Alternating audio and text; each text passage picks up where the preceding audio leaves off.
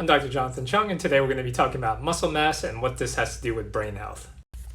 This is one of my favorite images, and it's going to describe something that we call sarcopenia. So what does sarcopenia mean? Sarcopenia is the loss of muscle mass that is associated with aging.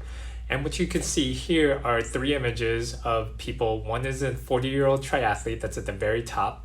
The second image is a 74-year-old sedentary man. And the third image is a 70-year-old triathlete. What we could see are these gray structures over here. That represents the muscle tissue inside the person's legs. And what you see on this second image, the white tissue that surrounds the gray tissue, is adipose tissue, which is fat tissue. This image is perfect for describing sarcopenia. So what you see on the second image with the 74-year-old man is that gray muscle tissue has shrunk and is being displaced by a lot of adipose or fat tissue. And it's thought by many in medicine that sarcopenia is something that is going to happen with age because we generally lose muscle mass over time.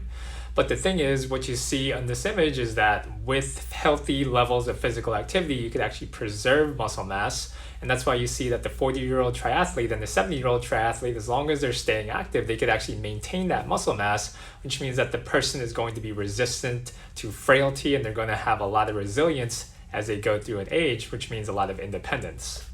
So this isn't just important for physical capacity as we age, but it's also important for cognitive capacity as we age.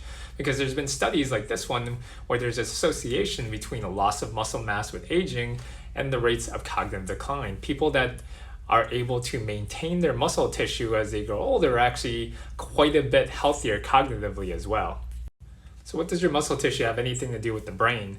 So your muscle is not just dumb contractile tissue. There's a lot of awareness now that muscles actually release a lot of chemicals called myokines, which have strong interactions with the physiology of the whole body. So these myokines can actually interact with our blood-brain barrier and cause increased production of something called brain-derived neurotrophic factor, which is important for neuroplasticity and even new neuronal growth.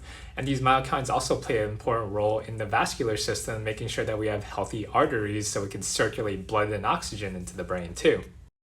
That means one of the most important things we could do to preserve brain health is to actually pull on the levers that actually increase muscle health. The problem is once you've already started sarcopenia, it's very difficult to pull yourself out of it, which means first and foremost, we want to develop a bank of strong muscle tissue, which means resistance training now. We also want to make sure that we stay active throughout our life, and we also want to make sure that we're ingesting a lot of high quality protein in order to continue developing muscle protein synthesis throughout our life, so help increase not only our health span, but our lifespan.